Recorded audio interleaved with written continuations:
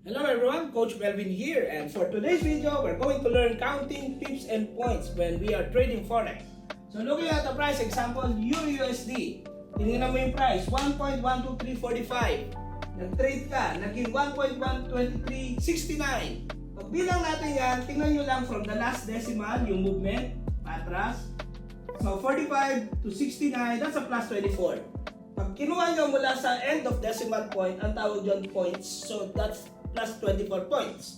But since it's 10 point equals 1 pip, so 24 points is equals 2.4 pips. Kung USD JPY, ganun din. Let's say you traded 154.455, naging 154.485, 55 to 85, plus 30 points. 30 points is 1 pip, so 30 points is equals to 3 pips. Alright, so itong pip measurement or yung tinatawag na price action measurement. So learn more